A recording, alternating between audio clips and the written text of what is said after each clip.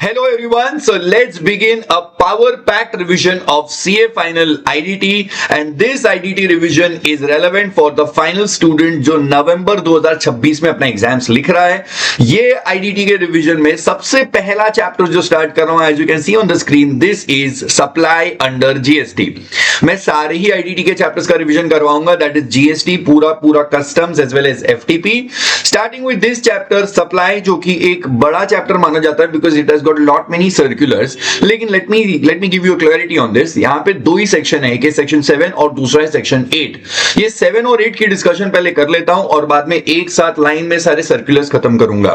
So beginning with the very first chapter का revision supply, and this is CA Harish Wadhwani, जो आपके साथ पूरा का पूरा आईडीटी एक बार में वन शॉट में जल्दी सारे बैक टू बैक रिवीजन लेकर के खत्म करूंगा। Okay, so let's begin with this supply chapter revision.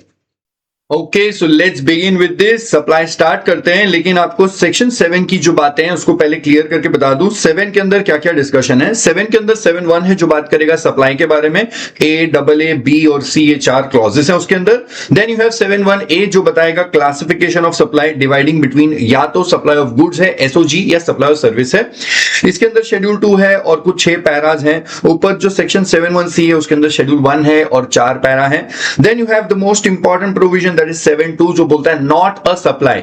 इसमें दो प्रोविजन है, एक 7.2A और दूसरा 7.2B, और ये दोनों ही आपको बताता है which transactions which are not a supply. यहां पे शेड्यूल 3 का डिस्कशन होगा और 10 पैरा है। पहले 8 होते थे लेकिन अब 10 पैरा है। ये फॉर 8 फॉर सी एंट्री तो छोड़ दो, अपने को काम करनी है, अपने को तो 10 के 10 पढ़ने हैं। All the 10 paras we are going to cover up. उसके बाद में कंपोजिट और मिक्स सप्लाई की डिस्कशन 8A और 8B के अंदर है। तो स्टार्टिंग विद 7.1 जो बात करता है सप्लाई के बारे में, और उसके अंदर आता है 7.1A। 7.1A बोलता है कोई भी ट्रांजैक्शन सप्लाई माना जा सकता है अगर 3 कंडीशन कंप्लाई हो रही है। पहली कंडीशन, सप्लायर ने रेसिपिएंट को कुछ गुड्स या सर्विस या बोथ दिया है। दूसरा, रेसिपिएंट से लिया है कंसिडरेशन, एंड सप्लायर के ये काम होना चाहिए in the course or furtherance of business. तीनों चीजें मैच होनी चाहिए। 1 + 2 + 3 equals to supply under 7.1A। Supplier recipient को दे रहा है कुछ गुड्स या सर्विस या बोथ, उससे बदले में ले रहा है कंसिडरेशन, एंड सप्लायर के लिए ये काम होना चाहिए in the course of furtherance of business. If 3 conditions are satisfied तो ये ट्रांजैक्शन हो जाएगा सप्लाई अंडर 7.1A। अब गुड्स और सर्विस और बोथ होने चाहिए, लेकिन नीचे जो डेफिनेशन है गुड्स और सर्विस और बोथ की, जिसमें गुड्स की डेफिनेशन हो या सर्विस की डेफिनेशन हो, दोनों में ही कॉमनली एक्सक्लूड कर दिया। क्या सर? गुड्स के अंदर से मनी एंड सिक्योरिटीज ये दोनों एक्सक्लूडेड है और सर्विसेज में भी एक्सक्लूडेड है। मतलब मनी एंड सिक्योरिटीज ये गुड्स भी नहीं है और सर्विस भी नहीं है। मतलब मनी एंड सिक्योरिटीज कभी कोई एक व्यक्ति दूसरे पर्सन को देगा तो वो गुड्स भी नहीं है और सर्विस भी नहीं है और कोई जीएसटी नहीं लग सकती है। दूसरी बात, गुड्स के अंदर क्या क्या आता है? Goods means every kind of movable property but it excludes money and securities. However goods includes 2 things, एक तो एक्शनेबल क्लेम और दूसरा growing crops, grass and things which are attached to और forming part of the land which are agree to be cut. तो जो भी growing crops वगैरह grass जो होते हैं वो जमीन से जो लगे हुए हैं वो भी गुड्स माने जाएंगे, और जो एक्शनेबल क्लेम्स है वो भी गुड्स है। हर तरीके की मूवेबल प्रॉपर्टी गुड्स है, लेकिन मनी एंड सिक्योरिटीज ये गुड्स नहीं है। सर्विस की डेफिनेशन में बोल दिया एनीथिंग अदर देन गुड्स, तो जो भी गुड्स नहीं है वो सर्विस है, but service also excludes money and securities. हालांकि मनी एंड सिक्योरिटीज एक्सक्लूड तो कर दिया, लेकिन सर्विस के अंदर 3 ऐसी एक्टिविटीज है जो मनी और सिक्योरिटी से रिलेटेड है जिनको हम लोग सर्विस मानते हैं। पहला, use of money, that is एक व्यक्ति ने दूसरे व्यक्ति को लोन एडवांस वगैरह दिया, तो ये जो सर्विस है this is use of money, extending loans, advance and deposit. दूसरा, conversion of money from one form to another, जैसे बैंक्स वगैरह फॉरेन करेंसी कन्वर्ट करके देते हैं, डॉलर को कन्वर्ट करके रुपी में, रुपी को पाउंड, पाउंड वगैरह ऐसे जो कन्वर्ट करते हैं, तो बैंक्स कन्वर्जन कर रहे हैं from one form to another, one currency to another, one denomination to another, उसके लिए बैंक्स कमीशन चार्ज करते हैं। And facilitating arranging transaction in securities, ये स्टॉक ब्रोकर्स करते हैं, they arrange the transaction in securities, वो आपको प्लेटफॉर्म जैसे जीरोधा वगैरह देते हैं। तो 3 ट्रांजैक्शंस है जो मनी से रिलेटेड है, that is extending loans, advance and deposit, use of money, ब्याज पे पैसे देना, और दूसरा कन्वर्जन ऑफ मनी, और तीसरा वो फैसिलिटेटिंग और अरेंजिंग ट्रांजैक्शन इन सिक्योरिटीज। ये सब कुछ सर्विस की डेफिनेशन में आता है। All of that being said, goods और सर्विस क्या होते हैं अब आपको ये बता दिया, लेकिन रेसिपिएंट से आना चाहिए कुछ कंसिडरेशन, ये भी दूसरी कंडीशन है। कंसिडरेशन में क्या क्या हो सकता है? तो देखो, कंसिडरेशन पहली बात तो होना ही चाहिए, बिना बिना कंसिडरेशन के कोई भी ट्रांजैक्शन सप्लाई नहीं माना जा सकता, एक्सेप्ट अगर 7(1)(c) के अंदर आ गया तो, क्योंकि 7(1)(c) ही वो ऐसी जगह है जहां पे विदाउट कंसिडरेशन के ट्रांजैक्शन को भी सप्लाई माना जाता है। दूसरी बात, कंसिडरेशन किसी भी फॉर्म में हो चलेगा, it may be in money, it may be kind, चलेगा, कोई दिक्कत नहीं है, जरूरी नहीं कि it should always be in money, it may be in money, it may be in kind. Sir क्या डिपॉजिट को कंसिडरेशन मान सकते हैं? तो देखो, जिस दिन सप्लायर ने रेसिपेंट को वो डिपॉजिट का पैसा जो उससे लेकर के रखा था, जिस दिन सप्लायर ने अप्लाई कर दिया कि डिपॉजिट के पैसे को मैं कंसिडरेशन की तरह अप्लाई कर रहा हूं, उसी दिन डिपॉजिट के अमाउंट को हम सप्लाई मान लेंगे। ठीक है, जब तक सप्लायर अप्लाई नहीं करता डिपॉजिट को एज ए कंसिडरेशन, तब तक उसको मानना नहीं है। Sir what is to be included in the definition of consideration? Consideration के अंदर जो आए सो आए, ये तो ठीक है, लेकिन जो नहीं आएगा, consideration shall not include any subsidy from central government और state government. Central government state government से कोई भी सब्सिडी मिले, ये कंसिडरेशन में काउंट नहीं होगा। और एक बात समझ लो sir, in respect of supply of goods or service or both, consideration also includes payment made or to be made and also monetary value of any act or forbearance whether by the recipient or by any other person। तो अब सामने वाले से आपको consideration के तौर पे payment आए या फिर कोई monetary value of any act, उसने आपका कुछ काम कर दिया, कोई एक्ट या forbearance कर दिया, तो उसकी monetary value निकाल दो, उसको भी हम लोग consideration मान सकते हैं। अब consideration recipient से आए या किसी भी पर्सन से फर्क नहीं पड़ता। जैसे मैं सप्लायर हूं, मैं प्रोफेसर हूं, आप स्टूडेंट हैं, आप रेसिपेंट है, सो सप्लायर को हमेशा रेसिपेंट से कंसिडरेशन आएगा, ऐसा जरूरी नहीं है। कुछ कुछ केसेस में पेमेंट जो होता है वो स्टूडेंट अपने फादर के अकाउंट से चेक बना करके लेके आता है या वहीं से पेमेंट करता है, तो ऐसे केस में फर्क नहीं पड़ता कि पेमेंट रेसिपेंट खुद ही दे रहा है या उसके बिहाफ पे कोई भी दे रहा है, फर्क नहीं पड़ता है। और पेमेंट मतलब कंसिडरेशन पेमेंट फॉर्म में हो या फिर कोई एक्ट और फोरबेरेंस हो, वो भी चल जाएगा। ये सब हुआ कंसिडरेशन। और तीसरा, सप्लायर के लिए होना चाहिए in the course of furtherance of business. तो बिजनेस के बारे में एक ब्रीफ बता देता हूं। सर बिजनेस का पहला पॉइंट ठीक है, सेल्फ रीडिंग है। दूसरा पॉइंट बोलता है वोकेशन। अगर कोई एक्टिविटी वोकेशन के तौर पे कर रहे हो तो उसको भी बिजनेस माना जाएगा। इंसिडेंटल एक्टिविटीज, तो बिजनेस की जो मेन एक्टिविटी होती है वो तो आपका बिजनेस रहेगा ही रहेगा, लेकिन बिजनेस से रिलेटेड कुछ इंसिडेंटल एक्टिविटी करी तो वो भी आपका बिजनेस माना जाएगा। फॉर एग्जाम्पल, मेरा बिजनेस है स्टील मैन्युफैक्चरिंग का, और ये जो स्टील मैन्युफैक्चरिंग का मेरा बिजनेस है, इसके अंदर मैं मैन्युफैक्चर करने के बाद में देखता हूं तो बहुत सारा स्क्रैप जमा हो जाता है। अब मैं हर 15 दिन के अंदर ये जो स्टील मैन्युफैक्चरिंग करने के बाद जो स्क्रैप होता है इसको बेचता हूं, तो एक सेकंड ना, उसको अगर मैं बेचता हूं तो ये बेचना मेरे लिए एक इंसिडेंटल एक्टिविटी है, but that is also to be taken as a business activity, और ये स्क्रैप बेचने पे भी जीएसटी लगेगा। Then you have other requirements. ये तीन चीजें, ये हो या ना हो फर्क नहीं पड़ता है। फ्रीक्वेंसी, वॉल्यूम, कंटिन्यूटी, रेगुलरिटी, ये किसी ट्रांजेक्शन में हो या ना हो डजंट मैटर। इससे ट्रांजेक्शन का बिजनेस कहलाना या नहीं कहलाने में कोई फर्क नहीं पड़ता है। ये हो ना हो, इससे हम ये नहीं बोल सकते कि बिजनेस है कि नहीं है। इसके होने नहीं होने से कोई फर्क नहीं पड़ता। हैविंग सेड दैट, अब मैंने आपको बिजनेस के बारे में एक ब्रीफ बता दिया, मैंने आपको कंसिडरेशन के बारे में बता दिया, मैंने आपको गुड्स और सर्विस के बारे में बता दिया। मैंने 7(1)(a) की डिस्कशन आपके साथ में खत्म कर ली। एक सर्कुलर है, ब्रीफ बता देता हूं क्योंकि सर्कुलर तो आगे हम लोग बात करने वाले हैं। तो ये डोनेशन वाला सर्कुलर है। यहाँ पे ये बोला कि अगर कोई व्यक्ति अपना पैसे डोनेशन के तौर पे किसी चैरिटेबल ट्रस्ट में दे रहा है और डोनेशन दे करके क्विड प्रो क्यों रख रहा है, सम ऑब्लिगेशन, कि अगर मैं आपको डोनेशन दूं तो बदले में आप मेरे लिए ये काम कर देना। अगर उसने क्विड प्रो क्यों रखा, कुछ ऑब्लिगेशन रखा सामने वाले पे, तो जो चैरिटेबल ट्रस्ट है जैसे ही वो उसकी ऑब्लिगेशन फुलफिल करेगी, उनका ऑब्लिगेशन फुलफिल करना एक सप्लाई ऑफ सर्विस माना जाएगा, और उसकी सर्विस के सामने ये डोनेशन जो है इसको कंसिडरेशन मान लेंगे। तो ये full circle of a transaction बन जाएगा। अगर अगर अगर किसी व्यक्ति ने डोनेशन दिया और वहां पे उसने बदले में कोई क्विड प्रो क्यो रखा, यहां पे क्विड प्रो क्यो रखा मतलब ऑब्लिगेशन पूरी करी, तो वो जो चैरिटेबल ट्रस्ट वाले उन्होंने उसकी ऑब्लिगेशन पूरी करी, जैसी ऑब्लिगेशन पूरी करी उन्होंने एक सप्लाई ऑफ सर्विस दी है और इस डोनर ने डोनेशन नहीं कंसिडरेशन दिया है, ऐसा मान लेंगे और ये सप्लाई ऑफ सर्विस हो जाएगा। दिस वाज केस ए, जो मैंने ये बात किया। अब केस बी का बात करें तो केस बी के अंदर क्या होता है? सर केस बी के अंदर किसी व्यक्ति ने डोनेशन तो दिया है, उसने कोई क्विड प्रो क्यों नहीं रखा, वो बस निकल गया और अपना डोनेशन देकर के वो तो चैरिटेबल ट्रस्ट के बाहर हो गया। अब चैरिटेबल वालों ने क्या किया कि उस व्यक्ति ने जिसने डोनेशन दिया था उसका नाम हमारे अपने चैरिटेबल इंस्टीट्यूशन में ऐसे लिख दिया, donated bye mister so and so in loving memory of his grandfather, या ऐसा करके कुछ लिख दिया। अगर ऐसा लिखा तो इसको लिखने में ऐसा कुछ नहीं कि मंदिर वालों ने, चैरिटेबल वालों ने उस व्यक्ति का बहुत बड़ा ब्रांडिंग कर दिया, उसका बहुत बड़ा नाम और बिजनेस का प्रमोशन कर दिया। ये जो नाम लिखा था it was just expression of gratitude and it was not aimed at giving publicity to the donor और advertising the promotion of advertising और प्रमोटिंग हिज बिजनेस।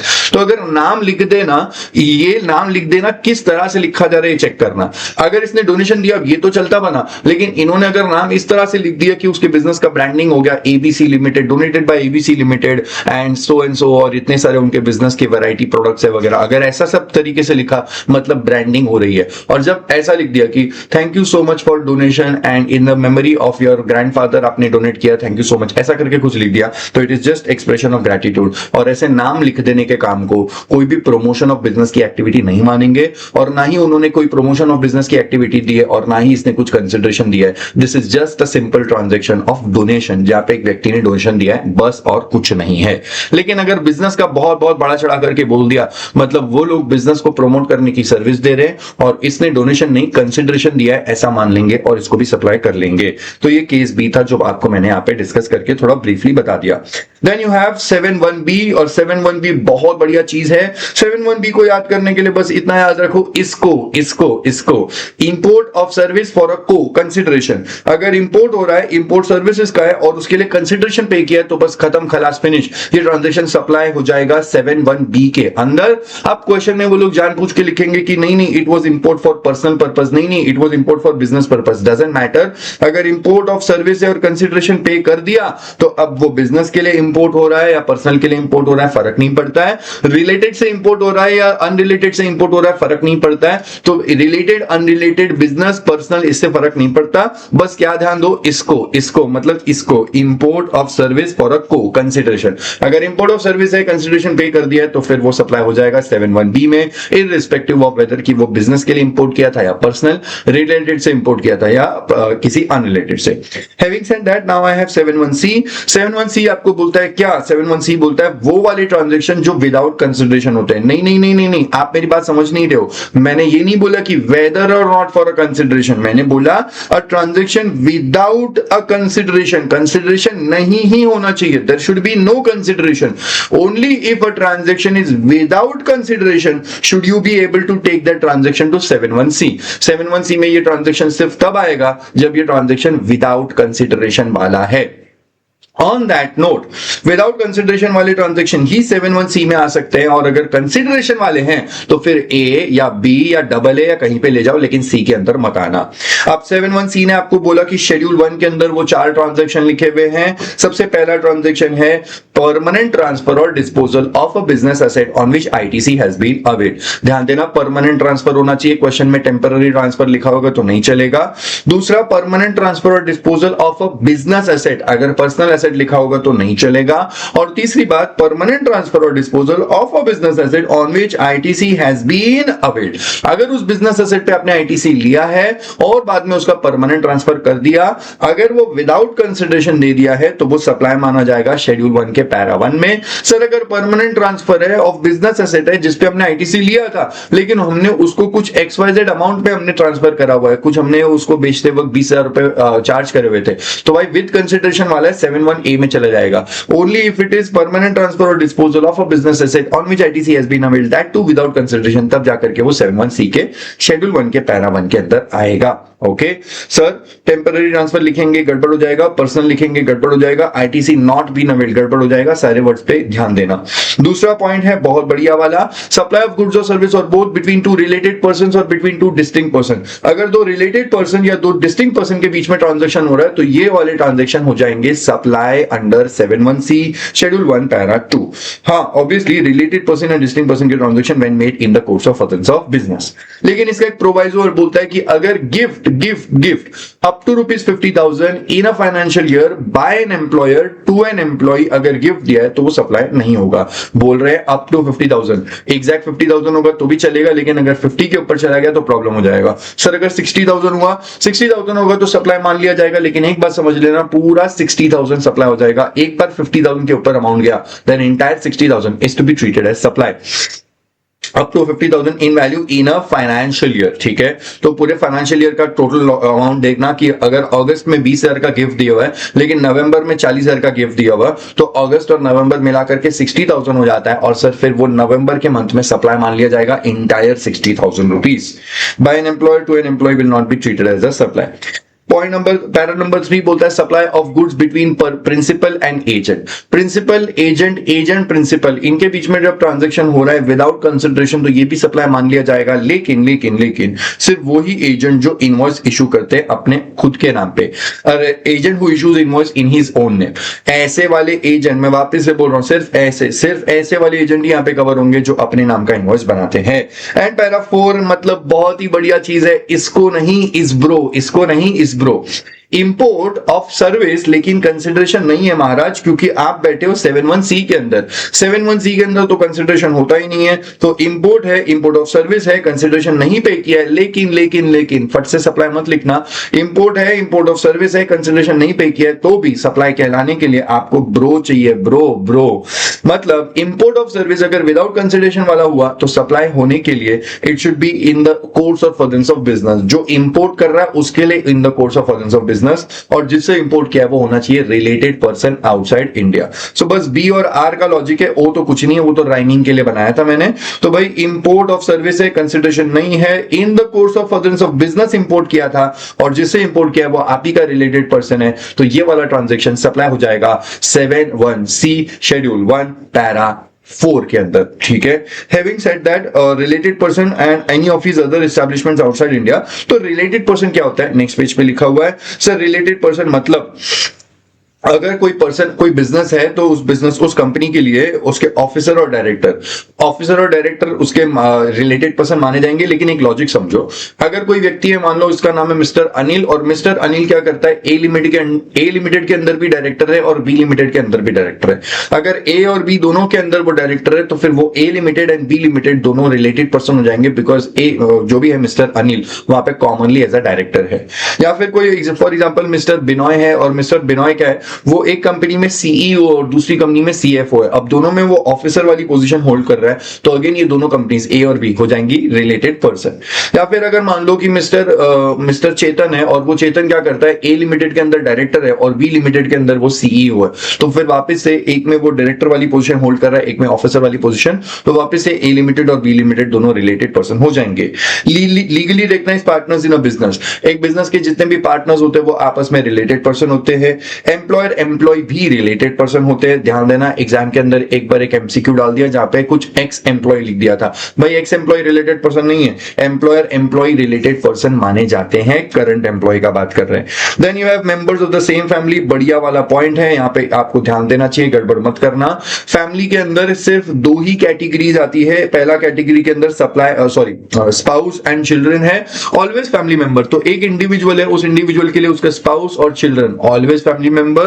अब चिल्ड्रन चाहे डिपेंडेंट हो, इंडिपेंडेंट हो, माइनर हो, मेजर हो, मैरिड हो, unmarried हो, साउंड माइंड हो, अनसाउंड माइंड हो, डजंट मैटर। इंडिविजुअल के लिए spouse and children always family member, अगर वो डिपेंडेंट है तो भी, और अगर इंडिपेंडेंट है तो भी। लेकिन 2 अपने ऊपर, 2 आजू बाजू, parents, grand parents, brother, sister, अगर ये 4 में जो भी आते हैं, parents, grand parents, brother, sister, अगर ये 4 में जो भी आते हैं वो अगर उस इंडिविजुअल के ऊपर होली या मेनली डिपेंडेंट है तो वो उसके फैमिली मेंबर में काउंट होंगे, वरना तो वो भी नहीं होंगे। अब ये जो 6 नाम बताए यही है, इनके अलावा कोई और नहीं आ सकता है। फिर चाहे मामा हो, चाचा हो, ताया हो, ताई हो, अगर वो डिपेंडेंट है तो भी कोई फर्क नहीं पड़ता है। हमको चाहिए parents, grand parents, brother, sister, अगर वो होली और मेनली डिपेंडेंट है उस इंडिविजुअल पे, और स्पाउस और चिल्ड्रन तो ऑलवेज फैमिली मेंबर। एक बिजनेस के लिए उसका sole agent, sole distributor, sole concessionaire, ये हमेशा फैमिली मेंबर, ये हमेशा रिलेटेड पर्सन होंगे। Sir sole agent, sole concessionaire मतलब क्या? सोल एजेंट, सोल कंसेशनर मतलब एक ही बंदा हमने अपॉइंट करके रखा हुआ है, हमारे बिजनेस के जितने भी गुड्स का आगे डिस्ट्रीब्यूशन का नेटवर्क है वो पूरा इन्हीं लोग को दिया जाता है, पूरा डिस्ट्रीब्यूशन या पूरा एजेंट यही करते हैं। या सोल कंसेशनर, कंसेशनर का मतलब होता है कॉन्ट्रैक्टर, एक ही एंटिटी है जिसको हम लोग कॉन्ट्रैक्ट देते हैं, वो हमारा सोल कंसेशनर है, तो फिर वो भी हमारा रिलेटेड पर्सन माना जाएगा। अब कंट्रोल को लेकर के 4 पॉइंट्स है, इसमें आपको पहला वाला पॉइंट बताता हूं, सबसे इजी वाला, 5th वाला, one of them controls the other. A limited is controlling B limited, thus controlling and controlled entity are to be taken as related person. दूसरा पॉइंट है एक third person controls both of them and by way of share holding 25% और मोर। तो एक अगर दोनों को control कर रहा है, फॉर एग्जांपल ए लिमिटेड ने बी और सी दोनों के अंदर 25% या उससे ज्यादा का स्टेक होल्ड करा हुआ है, तो इससे ये तो समझ में आ रहा है कि ए बी को कंट्रोल कर रहा है तो दोनों रिलेटेड है, ए सी को कंट्रोल कर रहा है तो दोनों रिलेटेड है। लेकिन बी और सी जो दोनों कॉमनली कंट्रोल एंटिटीज है ये भी रिलेटेड पर्सन है, ये पॉइंट नंबर 4 ने बोला। पॉइंट नंबर 6 बोलता है third person controls both of them directly और इनडायरेक्टली। अब यहां पे ए वापस से बी और सी को कंट्रोल कर रहा है, but this time not by way of share holding, this time in any other way, indirectly. A limited ने बी के बोर्ड ऑफ डायरेक्टर्स में अपने डायरेक्टर अपॉइंट करवा दिए हैं और सी के भी बोर्ड ऑफ डायरेक्टर्स में अपने डायरेक्टर अपॉइंट करवा दिए। शेयर तो ₹1 का भी नहीं उसने होल्ड करा हुआ है, लेकिन फिर भी बी और सी को वो इनडायरेक्टली कंट्रोल कर लेता है। ऐसे केस में अगेन बी एंड सी जो दोनों कॉमनली कंट्रोल्ड एंटिटीज है ये रिलेटेड पर्सन है। और कहानी में reverse gear, such persons together control a third person। अब B और C अगर मिलकर के A को कंट्रोल कर रहे हैं तो this time B and C are commonly controlling entities and again both of them are to be taken as related person। ये पूरा का पूरा related person का यहाँ पे काम खत्म हुआ।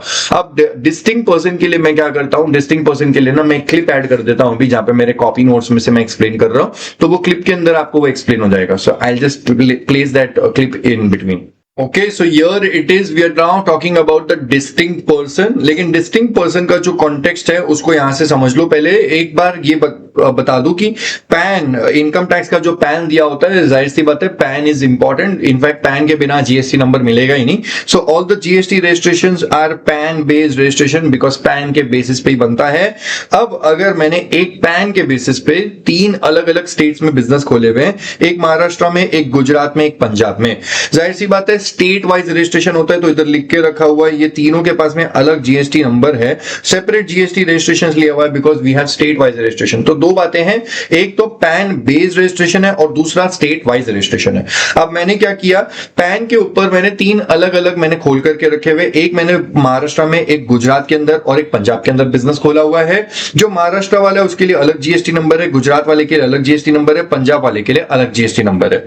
अब महाराष्ट्र, गुजरात और इनका अलग अलग जो जीएसटी नंबर है, इसी को बोलते हैं डिस्टिंक्ट पर्सन। क्योंकि जब एक ही पैन पे एक से ज्यादा जीएसटी नंबर होते हैं तो उनको कहा जाता है डिस्टिंक्ट पर्सन। ये पूरा कॉन्टेक्स्ट है। लेकिन अब अगर एक ही पैन के ऊपर मैंने 3 अलग अलग जीएसटी नंबर तो लिए हुए, मैंने एक यूनिट गोवा में खोला हुआ है, लेकिन गोवा वाले के लिए मुझे रजिस्ट्रेशन नहीं लेना पड़ा। रजिस्ट्रेशन चैप्टर के अंदर एक बात बोली जाती है कि if you are making only exempt supply then there is no need for taking the registration. So now on the PAN I am doing a business in Goa and that is unregistered. If that is unregistered, that is also to be taken as distinct person because registration होना या नहीं होने से फर्क नहीं पड़ता।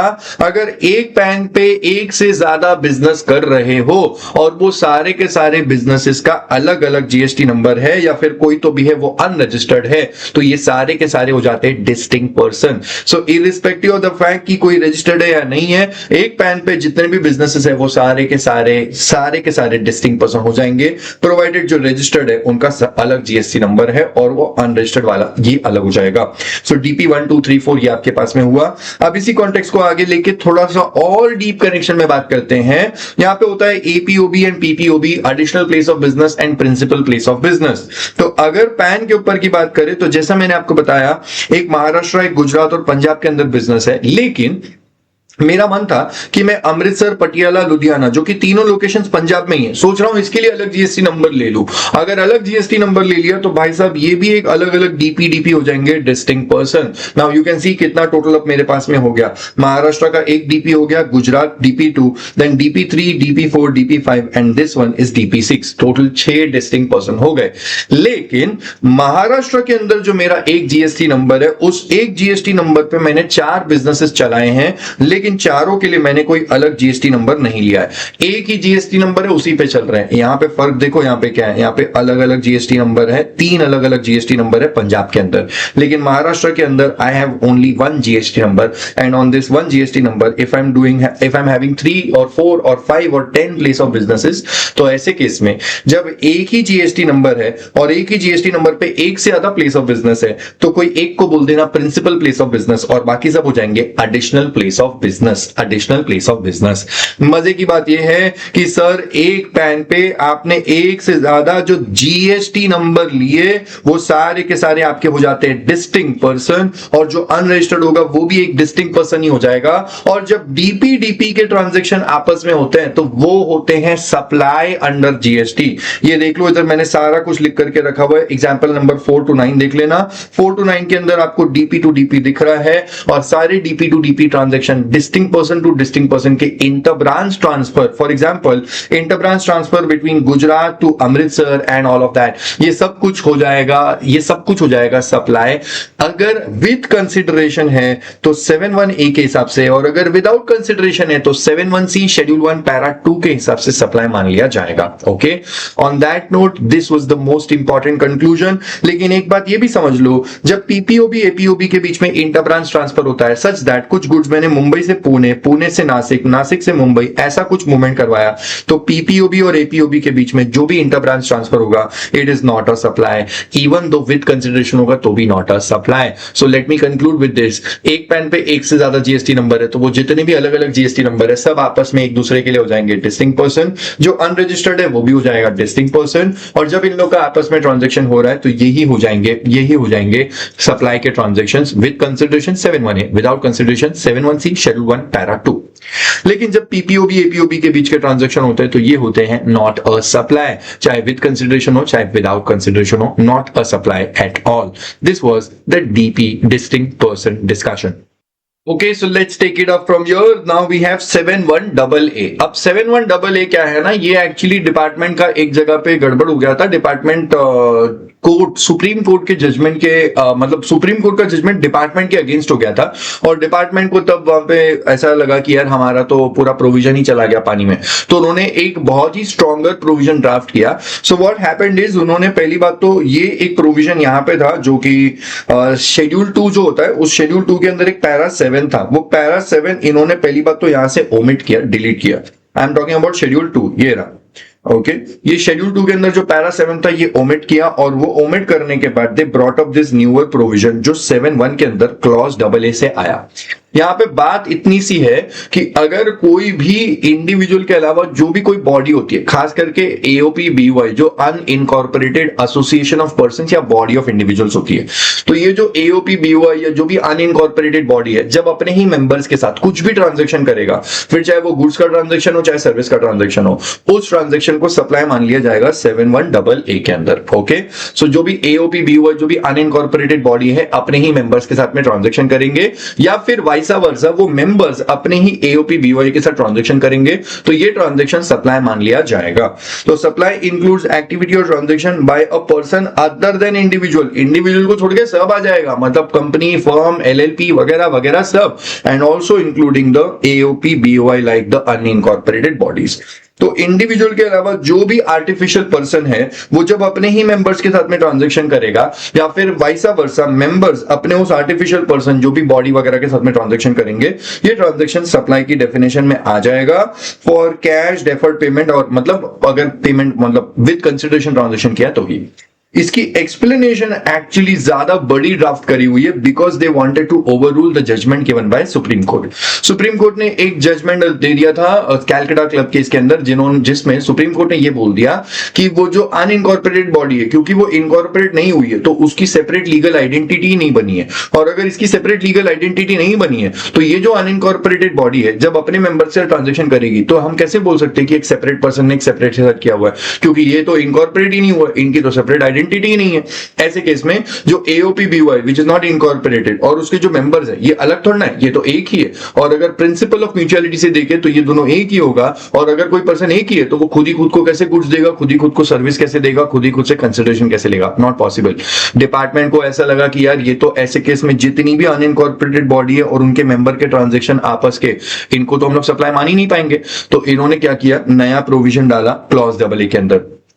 उसकी explanation में लिखा, for the purpose of bloody this clause not withstanding anything content in any other law. तेल लेने गया एनी अदर लॉ, तेल लेने गया सुप्रीम कोर्ट और उसका जजमेंट, तेल लेने गया कोई भी लॉ, हम तो कोई भी लॉ को नहीं मानते, नॉट विथस्टैंडिंग तेल लेने गया भाड़ में गया, उसमें जो भी लिखा हमको फर्क नहीं पड़ता है। For the purpose of this clause, हमारे इस क्लॉज के लिए द पर्सन दैट इज वो AOP BY and its members shall be deemed to be two separate persons, है या नहीं हमको नहीं मालूम, हम तो मान रहे हैं, हम तो मान रहे हैं कि ये दो सेपरेट पर्सन है। एंड एनी एक्टिविटी और ट्रांजैक्शन इंटर से आपस में अगर मेंबर और उसके एओपी बीवाई के बीच में कुछ भी ट्रांजैक्शन हुआ तो हम तो मानेंगे it shall be deemed to have taken place from one such person to another. तो हम तो ये मान लेंगे कि भाई दो अलग अलग लोगों के बीच में ट्रांजैक्शन हो रहा है, अब भाड़ में जाए सुप्रीम कोर्ट का जजमेंट, भाड़ में जाए किसी लॉ में कुछ भी लिखा हुआ है। सो दस जस्ट ये एक्सप्लेनेशन इतना बड़ा इसलिए बनाया था because we wanted to overrule the judgement of supreme court. बस बात इतनी सी है कि जब भी कोई एओपी बीवाई अपने मेंबर्स के साथ ट्रांजैक्शन करेगा या वाइसा वर्सा मेंबर्स और एओपी बीवाई ट्रांजैक्शन करेंगे और if it is for cash deferred payment मतलब विद कंसिडरेशन तो वो सप्लाई हो जाएगा 71AA के अंदर। Having said that now I should take you directly to 72 जो कि 71A जो आपको डिस्टिंक्शन बिटवीन देता है, जो आपको बताता है classification between supply of goods या सप्लाई ऑफ सर्विस। अब 71A ने डायरेक्टली तो नहीं बताया, इन्होंने शेड्यूल 2 का रेफरेंस देके बताया और कुछ ट्रांजैक्शन को इन्होंने बताया। पहले इसमें 7 पैरा थे लेकिन अब बस 6 ही पैरा बचे हैं। Para 1 talks about transfer, simple है देखना इधर, अगर टाइटल ट्रांसफर हो रहा है तो सप्लाई ऑफ गुड्स है, और अगर टाइटल ट्रांसफर नहीं हो रहा है विदाउट ट्रांसफर ऑफ टाइटल बस राइट ट्रांसफर हो रहा है तो सप्लाई ऑफ सर्विस है, सिंपल एज दैट। कभी भी गुड्स का ट्रांजेक्शन हो रहा है और टाइटल ट्रांसफर हो रहा है तो सप्लाई ऑफ गुड्स मान लेना। लेकिन अगर हायर परचेज अग्रीमेंट है जहां पे टाइटल तो ट्रांसफर हो रहा है but under an agreement and agreement stipulates की property will be passing at a future date, फर्क नहीं पड़ता है, टाइटल फ्यूचर डेट पे भी ट्रांसफर तो होगा ही ना, to be treated as supply of goods. लेकिन अगर टाइटल ना ट्रांसफर करके हमने सामने वाले को गुड्स का राइट्स वगैरह दे दिया, मशीनरी लीज वगैरह पे दिया, तो हमने राइट ट्रांसफर किया हुआ है, शेयर इन गुड्स ट्रांसफर किया हुआ है, तो ये सप्लाई ऑफ सर्विस का डेफिनेशन सप्लाई ऑफ सर्विस बन जाएगा। पैरा 2 तो बहुत इजी है, लैंड और बिल्डिंग। लैंड और बिल्डिंग को लेकर के कुछ भी लीजिंग वीजिंग का काम हुआ तो ये सप्लाई ऑफ सर्विस होगा। अब लैंड को लीज, टेनेंसी, ईजमेंट वगैरह कुछ पे भी दो, या फिर बिल्डिंग को लीज या लेट आउट करो फॉर बिजनेस और commerce, this is to be taken as supply of service. Then you have treatment और प्रोसेस। ट्रीटमेंट और process apply to another person's goods. Another person's goods मतलब ये कौन करता है, ये यूजुअली जॉब वर्कर करता है। जॉब वर्कर किसी और के गुड्स उसके पास में आते हैं और उसके ऊपर कुछ ट्रीटमेंट या प्रोसेस करके वापस से उसको लौटा देता है। तो job worker is doing some treatment और process and he is applying this treatment और process to another person's goods. Job worker is doing a supply of service. तो जॉब वर्कर की जो एक्टिविटी होती है उसको सप्लाई ऑफ सर्विस मानेंगे। Then you have para number 4, बढ़िया वाला पैरा 4 है ये। पैरा 4 के अंदर आपको देखने को मिलता है Toba. Toba is transfer of business asset. इसके अंदर 3 अलग अलग पार्ट्स बनते हैं। इसका पहला पार्ट इतना सा है, अगर कभी गुड्स जो बिजनेस असेट्स के हैं उनको परमानेंटली ट्रांसफर कर दिया इस तरह से so as to no longer form part of those assets, मतलब हमारे यहां से ट्रांसफर हुए वापस हमारे पास में नहीं आएंगे, ट्रांसफर्ड परमानेंटली हो गए, तो जो भी हमने बिजनेस असेट्स का परमानेंट ट्रांसफर किया हुआ है उसको मानेंगे supply of goods. Goods forming part of business assets are transferred or disposed of by or under the directions of person carrying on the business. In short permanent transfer कर दिया business assets का तो वो goods माने जाएंगे, supply of goods माना जाएगा। लेकिन अगर ट्रांसफर ऑफ बिजनेस एसेट्स हुआ है बट वो टेम्पररी बेसिस पे हुआ है, इस तरह से कि आपने बिजनेस एसेट्स को प्राइवेट यूज में ले लिया, तो बस सिंपल सी बात है, अगर बिजनेस एसेट्स को प्राइवेट यूज में ले लिया तो ये मान लिया जाएगा कि एक सप्लाई ऑफ सर्विस हुई है। अब चाहे खुद वो कंपनी का डायरेक्टर प्राइवेट यूज में ले ले या किसी और को अलाउ कर दे, या जो भी बिजनेस का ओनर है वो खुद ही प्राइवेट यूज में ले या किसी और को अलाउ कर दे, अगर बिजनेस एसेट्स को प्राइवेट यूज में लिया तो सप्लाई ऑफ सर्विस है, और अगर बिजनेस एसेट्स को ट्रांसफर ही कर दिया तो सप्लाई ऑफ गुड्स है। लेकिन सबसे बढ़िया वाला डिस्कशन आता है थर्ड पार्ट के अंदर। अगर बिजनेस एसेट्स आपके पास पड़े हुए और आप बिजनेस क्लोज कर रहे हैं, you have the business assets with you and on that date when you have all those these business assets you are shutting down your business, तो ये जो भी बिजनेस एसेट्स आपके पास पड़े हुए हैं मान लिए जाएंगे कि आपने सप्लाई कर दिया है, deemed to be supplied in the course or furtherance of business. इसको डीम्ड सप्लाई बोलते हैं। इंस्टीट्यूट जब आंसर लिखता है डीम्ड सप्लाई बोलता है। तो देखो इसकी वर्डिंग्स कैसे क्या क्या पढ़ना है आपको, यहाँ पे एक एक करके सारे एलिमेंट पे ध्यान देना चाहिए। सबसे पहला सर कौन से, which assets you are talking about, goods forming part of any business, मतलब we are talking about business assets. दूसरा सर ये किसके बिजनेस की बात कर रहे हैं, एक ऐसा person who ceases to be a taxable person, so business carried on by a person who ceases to be a taxable person, मतलब वो व्यक्ति जिसका रजिस्ट्रेशन कैंसिल हो रहा है, person who is cancelling his registration. So कौन से assets, business assets, किसके, a person who is cancelling his registration, in short जो ceases to be a taxable person हो रहा है। ओके तो सर क्या हो जाएगा इसके बिजनेस एसेट्स का, इसके बिजनेस एसेट्स मान लिए जाएंगे deem to be supplied by, ये सप्लाई करे ना करे हम तो मान लेंगे कि इसने सप्लाई कर दिया है। Okay, how it is to be treated as deemed supply? It is to be treated as deemed supply in the course or furtherance of business. Okay, when it is to be treated? It is to be treated as deemed supply immediately before he ceases to be a taxable person. तो 5 सवाल है, 5 सवाल है, पांचों सवाल का answer आपने देना चाहिए। सर सबसे पहला, which assets I am talking about? Which assets I am talking about? I am talking about business assets. दूसरा whose business assets, short form whose business assets, एक ऐसा पर्सन जिसका जो रजिस्ट्रेशन कैंसिल कर रहा है, who ceases to be a taxable person, ठीक है। ओके what will happen, क्या माना जाएगा उसके बिजनेस एसेट्स को, सर उसके business assets deemed to be supplied हो जाएंगे ऐसा मान लिया जाएगा। Okay how it is to be treated as कि उसने सप्लाई किया है, we will treat it as if उसने सप्लाई किया है in the course or furtherance of business. Okay when it is to be treated, it is to be treated as supply just immediately before he ceases to be a taxable person. ये 5 सवाल है। अब ये अगर ऐसा होता है तो वो जो भी बिजनेस एसेट्स है भले वो ट्रांसफर करे ना करे हम तो उसको सप्लाई मान लेंगे, सप्लाई ऑफ गुड्स। इसकी बड़ी डिटेल डिस्कशन करता हूं क्लास के अंदर, बट क्योंकि रिवीजन लेक्चर है तो ज्यादा बता नहीं पा रहा हूं। सर 2 ऐसे केसेस है जब ये डीमिंग फिक्शन नहीं लगाया जाएगा। पहला, अगर बिजनेस को ट्रांसफर कर दिया एज अ गोइंग कंसर्न, चलता फिरता बिजनेस ट्रांसफर कर दिया है, तो जो भी बिजनेस बंद कर रहा है उसके सारे एसेट्स उसके पास जो पड़े हुए as on the date of closing the business वो डीम सप्लाई नहीं होंगे और उसको उस पर कोई जीएसटी देने की जरूरत नहीं है। दूसरा, बिजनेस बंद नहीं कर रहे, business is carried on by a personal representative who is deemed to be a taxable person. तो बाप का मीटर बंद, बेटे का मीटर चालू, ये क्लास के अंदर हम लोग यूजुअली ऐसे करके याद करते हैं। तो पहली बात समझ लो कि अगर मान लो कोई पिताजी अपने बिजनेस को बंद कर रहे हो, उसका बेटा बोल रहा है कि नहीं नहीं पापा आप क्यों बंद कर रहे हो, इसको मैं कंटिन्यू करता हूं, तो अब हो क्या रहा है कि पहले उसके फादर थे वो टैक्सेबल पर्सन से, now he ceases to be a taxable person and now बेटा is deemed to be a taxable person. तो ऐसे केस में जब बाप का मीटर बंद और बेटे का मीटर चालू हो रहा है तो ऐसे केस में आपको यहां पे डीमिंग फिक्शन नहीं लगाना है। तो 2 केस में नहीं लगाना है, when the business is actually going to be transferred as a going concern, चलता फिरता बिजनेस ट्रांसफर कर रहे, या फिर बिजनेस को ट्रांसफर नहीं कर रहे, बिजनेस को कैरी ऑन करने वाला पर्सनल रिप्रेजेंटेटिव बिजनेस को चला रहा है, बेटा, बाप का मीटर बंद, बेटे का मीटर चालू, ऐसे केस में डीमिंग फिक्शन नहीं लगाएंगे। This was the 4th para that I was talking about. Then I have the para number 5 and para number 6 and if I am going to discuss this which is very detailed discussion, लेकिन यहां पे आप एक बात समझ लो कि ये बस सप्लाई ऑफ सर्विस ही होगा, तो चाहे कुछ हो जाए, चाहे मैं बोलना भी भूल जाऊं तो समझ जाना कि पैरा 5 और 6 के अंदर जो भी बात है सब सप्लाई और सर्विस है। पहले बात करते हैं पैरा 6 की। 2 कंपोजिट सप्लाई है, दोनों के दोनों कंपोजिट सप्लाई को हम लोग सप्लाई और सर्विस मान रहे हैं। कंपोजिट मतलब एक से ज्यादा चीजें सप्लाई करी जा रही है। अब इसमें कुछ गुड्स भी हो सकते हैं, कुछ सर्विस भी हो सकती है, फर्क नहीं पड़ता है, हमेशा सप्लाई और सर्विस मानेंगे। वर्क्स कॉन्ट्रैक्ट होता है एक ठेका एंड दैट ठेका is with respect to immovable property, सब लिखा हुआ है यहाँ पे, जिसके अंदर सामने वाले ने ठेका उठाया, बोल रहा है कि मैं गुड्स भी लेके आऊंगा, सर्विस भी लेके आऊंगा, मेरे ही गुड्स होंगे, मेरी ही सर्विस होगी। ऐसे केस में उसने हमको दोनों चीजें सप्लाई करनी है, वो हमको गुड्स भी सप्लाई करेगा, सर्विस भी सप्लाई करेगा, लेकिन ना गुड्स चाहे कितने भी हो, इस वर्क्स कॉन्ट्रैक्ट को हमेशा हमेशा मानना चाहिए सप्लाई ऑफ सर्विस। दूसरा होता है restaurant and outdoor catering service. Restaurant के अंदर भी 2 सप्लाईज होती है, आपको फूड दिया जाता है मतलब कुछ गुड्स है, और दूसरा आपको प्रॉपर टेबल पे सर्व किया जाएगा, तो उसके अंदर एक सर्विस का एलिमेंट भी है, लेकिन ना इसको हमेशा मानेंगे सप्लाई ऑफ सर्विस। तो ये 2 ट्रांजैक्शन आपके हुए जिनको हमेशा माना जाएगा supply of service. Then you have para number 5, और पैरा नंबर 5 बोलता है ऐसे कुछ आपके पास में 5-6 पॉइंटर्स हैं और ये ट्रांजैक्शंस हमेशा हो जाएंगे सप्लाई ऑफ सर्विस। मैं 5B का डिस्कशन एक बार होल्ड पे रख के बाकी सारे पॉइंट्स उठाता हूं, क्योंकि 5B को मुझे आगे लिंकअप करना है एक प्रोविजन से। Here it is 5B. 5B के अंदर सबसे पहला है रेंटिंग ऑफ इमूवेबल प्रॉपर्टी। अगर इमूवेबल प्रॉपर्टी को रेंटिंग पे दे रहे हो तो रेंटिंग का ट्रांजैक्शन सप्लाई ऑफ सर्विस होगा।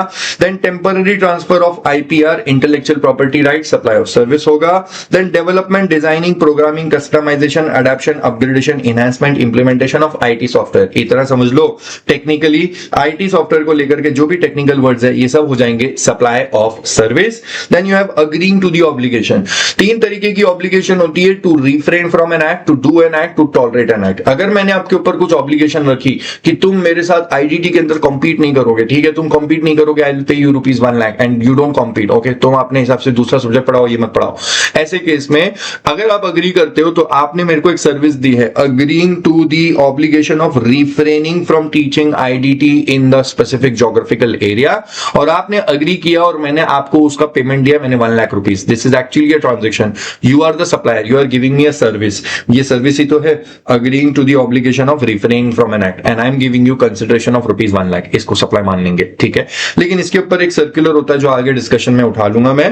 Then you have transfer of right to use any goods, right transfer कर रहे हैं तो सप्लाई ऑफ सर्विस होगा। अब बात करते हैं इमूवेबल प्रॉपर्टी का लॉजिक। सर इमूवेबल प्रॉपर्टी के लॉजिक में पहले तो आपको यहां पे बता दूं कि अगर 7.2 की बात करें तो ये बाप लेवल का प्रोविजन है, और 7.2 बोलता है तेल लेने क्या एनीथिंग कंटेंट इन 7.1, अरे भाड़ में क्या 7.1 को क्या ही अक्कल है, 7.1 के अंदर कुछ भी लिखा है, we are not following 7.1, okay, 7.2 is superior, it has got an overriding effect. बोलता है तेल लेने क्या 7.1, फर्क नहीं पड़ता है। 7.2 के अंदर जो कि नेगेटिव लिस्ट है, इसमें जो भी ट्रांजैक्शन होंगे वो सप्लाई ही नहीं है, neither supply of goods not supply of service. और इसी के अंदर आता है एक बहुत बढ़िया वाला para, and that is para 5 which is sale of land. Sale of land ये सप्लाई नहीं है, एंड सेल ऑफ बिल्डिंग जो para 5B schedule 2 para 5B से लिंक्ड है, वो वाली सेल ऑफ बिल्डिंग। तो देखो 5B का क्या कॉन्टेक्स्ट है ये तो मैं रिवाइज करवा देता हूं, लेकिन इतना समझ लो कि अगर मेरे पास एक लैंड है, I have a piece of land and if I am selling that land to anybody, मेरा लैंड सेल ऑफ लैंड का जो ट्रांजैक्शन है ये जीएसटी में सप्लाई ही नहीं है। एक सर्कुलर है वो आगे बोलता है कि सर अगर लैंड को बेचने के पहले उसको कुछ डेवलप करवा लिया, फॉर एग्जांपल लैंड का सरफेस जो है अनइवन है, उबड़ खाबड़ है, हमने एक रोड रोलर मंगवाया, एक कॉन्ट्रैक्टर को बोला कि यार इसको सरफेस अनइवन है, इवन कर दे, यहाँ पे कुछ पाइपलाइंस वगैरह है, ड्रेनेज पाइपलाइंस वो डाल दे और फेंसिंग वगैरह यहाँ पे लगा दे, लिख दे, बोर्ड डाल दे, ट्रेसपासर्स विल बी प्रोसिक्यूटेड। उस कॉन्ट्रैक्टर ने हमको ये सारा काम करके दिया, लैंड उसने हमको थोड़ी सी सरफेस लेवल इवन कर दिया वो रोड रोलर वगैरह लगा करके, अब वो हम लोग लैंड बेच रहे हैं, this is called as sale of develop land. लेकिन डेवलप लैंड को भी बेचोगे तो कोई फर्क नहीं पड़ता है क्योंकि उसकी आइडेंटिटी अभी भी लैंड ही है। So you just sell a land or you sell a develop land, doesn't matter, it in both the cases it is to be treated as not a supply under GST. लेकिन वो circular ये बोलता है कि वो जो develop land करवाने के लिए आपने उस कॉन्ट्रैक्टर से सर्विस ली थी वो एक्चुअली कंस्ट्रक्शन वगैरह की कॉन्ट्रैक्ट की सर्विस हो जाएगी, और ऐसे केस में उसके ऊपर जीएसटी लगेगी, वो सप्लाई ऑफ सर्विस होगा, वो कॉन्ट्रैक्टर जीएसटी लगाएगा। लेकिन उसे सर्विस लेने के बाद जब आप लैंड बेचोगे तो वो सप्लाई नहीं है। और इतनी बात समझ लो, sale of building which is not covered under schedule 2 para 5B, तो 5B के अंदर जो भी कवर्ड नहीं होता वो वाली sale of building is not a supply. अब जाके समझते हैं कि 5B क्या बोल रहा है। सर 5B ये बोलता है दो बातें हैं। पहली बात तो आप इधर देखो, एक आपको दिख रहा है Roman number 1 which says construction of a complex building civil structure or a part देयरऑफ। तो अगर कंस्ट्रक्शन कर रहे हैं, कंस्ट्रक्शन एक पूरे कॉम्प्लेक्स का बना रहे हैं या बिल्डिंग या सिविल स्ट्रक्चर या उसका बस एक पार्ट बना रहे हैं, अगर कंस्ट्रक्शन कर रहे हैं तो वो हो जाएगा सप्लाई ऑफ सर्विस। बट इतनी सी बात है, construction is supply of service. लेकिन जो दूसरा वाला ब्रैकेट है ये बड़ा मस्त है, यहां पे बोला including construction of a complex or building which is intended for sale to a buyer wholly or partly. सो यहां पे आते हैं बिल्डर्स जिनके लिए ये रोमन नंबर 2 बनाया है। बिल्डर्स डेवलपर्स जो कंस्ट्रक्शन प्रोजेक्ट्स में इन्वॉल्व होते हैं, जैसे you know it all, Raheja builders, Hiranandani builders, Lodha builders, ये बिल्डर्स बिल्डिंग कंस्ट्रक्शन करते हैं but with the clear intention of selling it to a buyer. They want to sell this entire building to some buyer. अब wholly or partly बेचते हैं builders, तो usually एक एक flat, दो फ्लैट बेचते हैं और एक शॉप, दो शॉप ऐसे बेचते हैं। तो नीचे जो भी कमर्शियल स्पेसेस होती है, ऑफिस या जो भी वाली स्पेसेस होती है, उसको भी बेचते हैं, अंदर जो फ्लैट्स होते हैं वो भी बेचते हैं। So builder is construct constructing a complex or building with a clear intention of selling it to a buyer and doesn't matter वो चाहे रोमन नंबर 1 में हो चाहे रोमन नंबर 2 में हो, all of this is to be treated as supply or service. मतलब builder ने एक बिल्डिंग बनाई, उसके अंदर 100 फ्लैट्स है और नीचे 20 शॉप्स है, ऑफिसेस है, तो ये जो 120 यूनिट है, ये जो भी बिल्डर ने बनाया, ये सब कुछ माना जाएगा सप्लाई और सर्विस और इस पे जीएसटी लगेगी।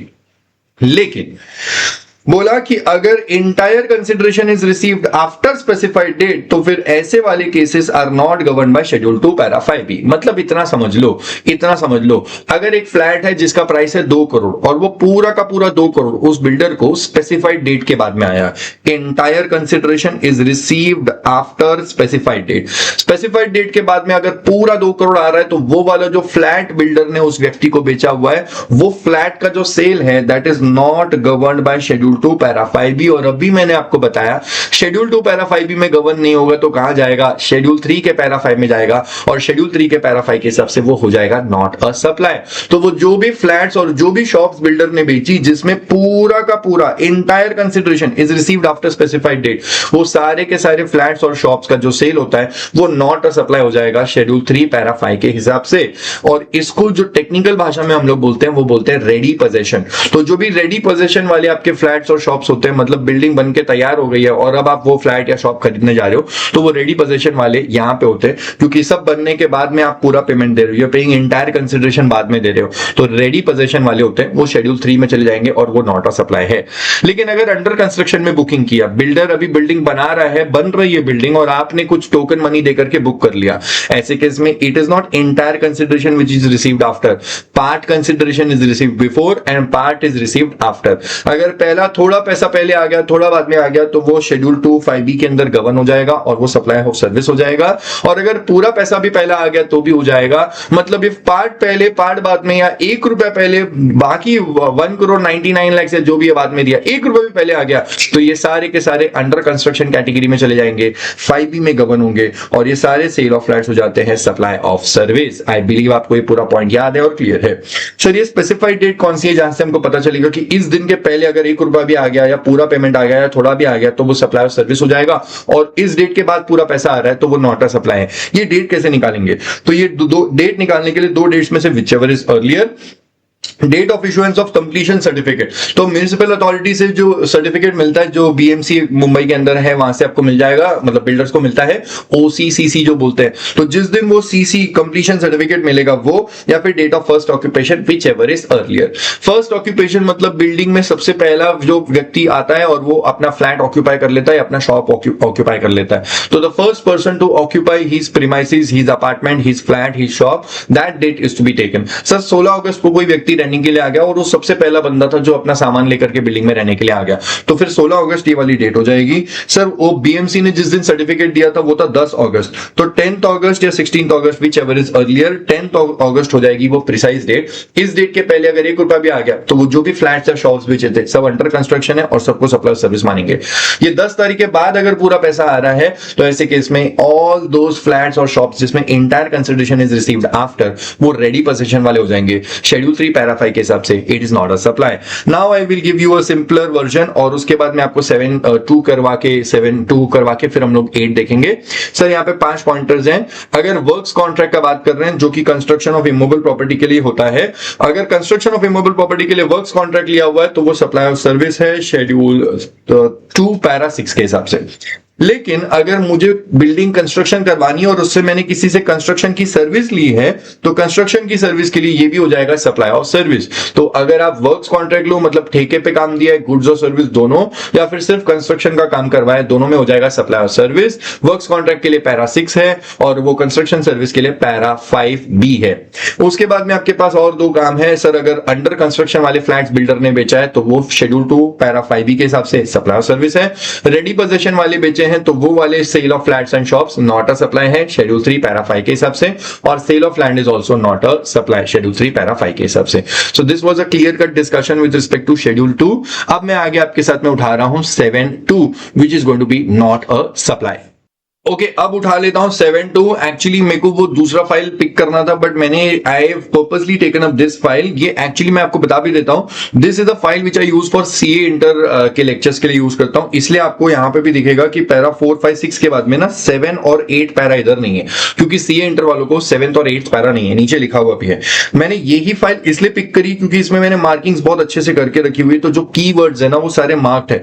That is the only reason मैंने ये फाइल पुट अप करी हुई है। और फाइनल की जो मेरी फाइल थी उसके अंदर बड़ी शैबी वाली मार्किंग्स है, तो I just for the preference of marking I have taken up this file, जहां पे आपको इंटर के कॉन्टेक्स्ट के अंदर कुछ प्रोविजंस दिखेंगे कि भाई ये 7 और 8, लेकिन आप तो फाइनल वाले हो, आपको सभी कुछ पढ़ना है। So when we are just done with the 6th para, मैं एक बार के लिए वो क्लिप ऐड कर दूंगा जहां पे फाइनल की वाली फाइल ऐड करके उसके अंदर जो 7th और 8th पैरा है वो भी डाल दूंगा। Okay, so we'll continue with this file saying what 7.2 जो बोलता है नेगेटिव लिस्ट है, लेकिन 7.2 के अंदर दो बातें हैं, एक 7.2a के अंदर लिखी हुई है और दूसरी बात है 7.2b के अंदर लिखी हुई है। अब 7.2a जो बोलता है वो एक्चुअली शेड्यूल 3 के रूट से बोलता है और बोलता है कि शेड्यूल 3 में जो भी ट्रांजैक्शन है ये सप्लाई नहीं है, neither supply of goods not supply of service. सबसे पहला पैरा है एम्प्लॉई एम्प्लॉयर। ध्यान देना, employee is giving service to employer in the course of employment. ये वर्ड लिखना बहुत इंपॉर्टेंट है, in the course of employment. So when employee is giving service to the employer in the course of employment, वो वाला जो transaction है, वो service जो एम्प्लॉय ने दी है वो not a supply, schedule 3 para 1 के हिसाब से। लेकिन अगर एम्प्लॉय ने एम्प्लॉयर को सर्विस दी है not in the course of employment, otherwise, ठीक है, ऑन एनी अदर कैपेसिटी दिया हुआ है, इन दैट केस उसको आप यहां पे नहीं लगा सकते, वो फिर सप्लाई हो सकता है बाकी प्रोविजन यूज करके, ठीक है।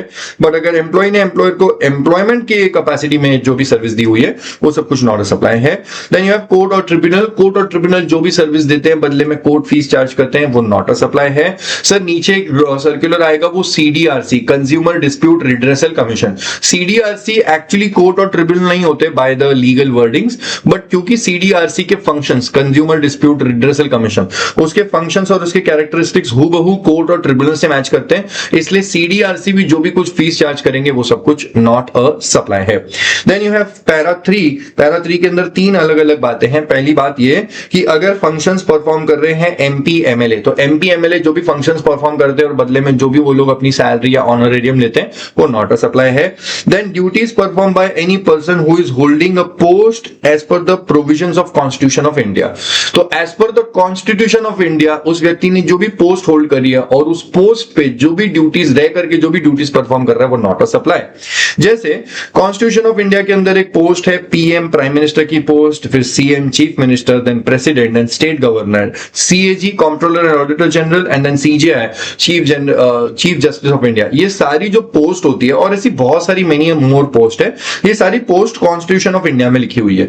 इस पोस्ट पे जो भी व्यक्ति बैठा है अपनी ड्यूटीज परफॉर्म कर रहा है वो नॉट अ सप्लाई है।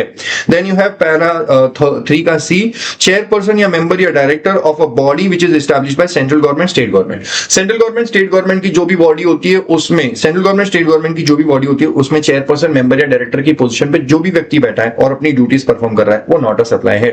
सर यहां पे देखो आप, नीचे लिखा हुआ है सेंट्रल गवर्नमेंट की कुछ बॉडीज है, सेबी, एनएचएआई, एफएसएसआई वगैरह वगैरह। स्टेट गवर्नमेंट की बॉडी है Rajasthan housing board, MPCB, Maharashtra pollution control board, and you have also got LA that is local authority, MCGM and VVMC. ये जो भी बॉडीज होती है इनमें चेयरपर्सन, मेंबर या डायरेक्टर की पोजीशन पे जो भी व्यक्ति बैठा है वो नॉट उसका ड्यूटीज परफॉर्म करना is not a supply. Para 4, funeral, burial, crematorium including transportation of deceased। funeral, burial, crematorium including transportation of deceased मतलब डेथ से रिलेटेड जो भी काम होंगे वो सब कुछ नॉट अ सप्लाई, वो सर्विसेज का बात कर रहे हैं। ये तो बताई दी आपको। Sale of land, sale of land is not a supply, and sale of building subject to 5B। मतलब 5B के अंदर जो गवर्न नहीं होता, तो 5B के अंदर वो केसेस गवर्न नहीं होते जहां पे entire consideration is received after the specified date, where the entire consideration is received when the building is ready, मतलब रेडी पोजीशन वाले जो फ्लैट्स होते हैं वो नॉट अ सप्लाई है इस पॉइंट के हिसाब से। पैरा 6 भाई साहब बढ़िया चीज है, एक्शनेबल क्लेम्स। लेकिन एक्शनेबल क्लेम्स सप्लाई होते ही नहीं है, तो आपको अभी बताया था गुड्स की डेफिनेशन के हिसाब से कि goods includes actionable claims. Actionable claims goods तो होते हैं, लेकिन एक्शनेबल क्लेम्स किसी को देना is not a supply. So you are not doing any supply transaction अगर आप एक्शनेबल क्लेम्स में बिजनेस कर रहे हो। लेकिन एक्शनेबल क्लेम्स जो भी होते हैं वो नॉट अ सप्लाई है other than specified actionable claim. मतलब एक बात बोलूं तो स्पेसिफाइड एक्शनेबल क्लेम क्लेम ये सप्लाई होते हैं। सर 6 स्पेसिफाइड एक्शनेबल क्लेम है। पहला है लॉटरी, बेटिंग, गैम्बलिंग। ये जो 3 कलर आपको दिख रहे हैं ये मैंने अभी अंडरलाइन किए, ये तो 3 पहले से ही थे, लॉटरी, बेटिंग, गैम्बलिंग। फिर 3 नए आए, casino, horse racing and OMG online money gaming. ये टोटल 6 एक्शनेबल क्लेम्स हैं और ये स्पेसिफाइड एक्शनेबल क्लेम्स है और इनको सप्लाई माना जाता है। और मैं बोलूं इनके लिए रेट 40% हो चुका है। तो यस, इनको अगर कोई व्यक्ति बेचता है तो ये सप्लाई होता है और मोर ओवर ही हो जाएगा सप्लाई ऑफ गुड्स। तो ये जो लिखा हुआ है ये SAC मतलब specified actionable claims is equal to SOG that is supply of goods. ठीक है। पैरा 8 और 9 इसकी मेरे को अभी एक क्लिप ऐड कर देनी है, तो मैं 8, 9 और 7, 8, 9, 10 मैं वहीं से क्लिप में ही वो चारों वहीं से करवा देता हूं। ठीक है। और उसके बाद 7.2 का जो बी वाला पॉइंट है वो चाहिए तो अभी यहीं से करवा देता हूं, फिर अपना अच्छा क्लोजर हो जाएगा। यहाँ पे देखो इधर सर 7.2b क्या बोलता है। 7.2b बोलता है कि following transactions is not a supply. Following transactions, लेकिन ये वो वाले ट्रांजेक्शन है जहां पे सेंट्रल गवर्नमेंट या स्टेट गवर्नमेंट ने ये ट्रांजेक्शन करा हुआ है, they have undertaken this transaction, या फिर लोकल अथॉरिटी ने, in which they are engaged as public authorities. तो सिर्फ वही वाले ट्रांजेक्शन जो CGSG कर रहा है, लोकल अथॉरिटी कर रहा है, जहां पे वो पब्लिक अथॉरिटीज की तरह एंगेज्ड है, वो वाले ट्रांजेक्शन, और वो भी नोटिफाई करके बताएंगे वो ही। तो इन्होंने 2 ट्रांजेक्शन नोटिफाई करके बताए हैं और बोला वो neither supply of goods not supply of service है। सबसे पहला ऐसा कोई काम जो पंचायत का काम है या म्युनिसिपैलिटी के फंक्शंस है। म्युनिसिपैलिटी के फंक्शंस आर्टिकल 243W में लिखे, देखो याद करने के लिए भी आसान, ऐसे करो तो M हो जाता है, ऐसे करो तो W हो जाता है। ठीक है। सो म्युनिसिपैलिटी के फंक्शंस 243W में लिखे हैं और P पार्ले जी पंचायत का 243G के अंदर लिखा हुआ है। ठीक है। तो ये जो भी बातें जो फंक्शंस लिखी हुई है म्युनिसिपैलिटी के 243W में लिखे हुए और पंचायत के 243G में लिखे हुए, जब म्युनिसिपैलिटी और पंचायत ये फंक्शंस परफॉर्म करेंगे तो ये फंक्शंस परफॉर्म करना is not a supply. Then you have para second वाला पॉइंट जो बोलता है grant of alcoholic liquor licence.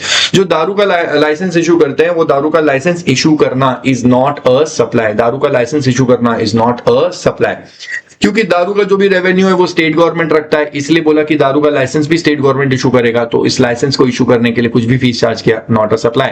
लेकिन एक बात समझ लो, एक पॉइंट इन्होंने नीचे ऐड करके बोला कि ये जो हम बोल रहे हैं कि लाइसेंस इशू करना इज नॉट अ सप्लाई, ये सिर्फ दारू का लाइसेंस। अगर आपको रेस्टोरेंट खोलना है, रेस्टोरेंट का लाइसेंस, या फिर आपको फार्मेसी खोलनी है तो आपने वो जो ड्रग लाइसेंस लेते हैं वो सब आपने लिया है तो सबके ऊपर GST लगेगा। बस दारू का जो लाइसेंस है उसके लिए कोई भी GST नहीं लगेगा। Now I will pick up at that point और मैं वहां पे क्लिप ऐड कर देता हूं और आपके जो 4 पैरा बचे हुए दैट इज ये वाले 7, 8, 9, 10 ये उसके अंदर पुट अप कर देता हूं। Okay, so now I have this file which is relevant for the CA final students. यहाँ पे पैरा 7 का बात कर रहे हैं। पैरा 7 बोलता है आउट एंड आउट सप्लाईज, बाहर के बाहर।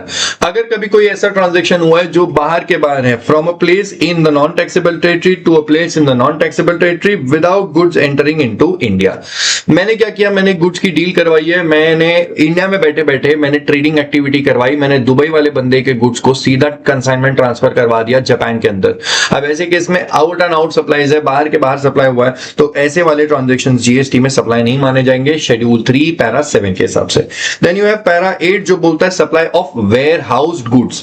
वो वाले गुड्स जो वेयर हाउस में रखे हुए हैं, अगर उन गुड्स को सप्लाई किया जाएगा before clearance for home consumption तो वो वाले गुड्स का सप्लाई करना भी not a supply under GST। एक नया प्रोविजन ऐड हुआ है, क्लॉज AA, ध्यान देना ध्यान देना ध्यान देना, नया क्लॉज ऐड हुआ है, बोलता है warehouse goods in a special economic zone to a free trade zone or any person before clearance for export या फिर DTA। तो देखो जब गुड्स पड़े हुए हैं SEZ एरिया के अंदर और SEZ एरिया के अंदर ही अगर वो एक वेयर हाउस से दूसरे वेयर हाउस में सप्लाई किए जा रहे हैं, so goods which are in the warehouse SEZ में से free trade warehousing zone, ये भी SEZ के अंदर ही एक वर्जन होता है। सो SEZ के अंदर से FTWZ free trade warehousing zone में ट्रांसफर कर रहे हैं when the goods are still in the SEZ before clearance for export, जब तक एक्सपोर्ट के लिए इंडिया के बाहर नहीं भेज रहे, या फिर बिफोर क्लियरेंस फॉर DTA, मतलब वो प्रॉपर्ली SEZ के अंदर ही पड़े हुए, ना वो DTA domestic tariff India domestic tariff area ना इसके अंदर क्लियर करवाया ना एक्सपोर्ट, फिलहाल के लिए वो SEZ के अंदर ही पड़ा हुआ है। और जब तक वो SEZ के अंदर ही पड़ा हुआ है, अगर उसकी डीलिंग हो रही है वेयर हाउस के अंदर ही, where it is in the warehouse of SEZ or in the warehouse of free trade warehousing zone, जब वो SEZ के अंदर ही अंदर सप्लाई किया जा रहा है तो वो नॉट अ सप्लाई है, और अगर वो बाहर के बाहर ही सप्लाई कर रहे हैं तो नॉट अ सप्लाई है। तो इंडिया के बाहर ही बाहर सप्लाई कर रहे हैं तो नॉट अ सप्लाई।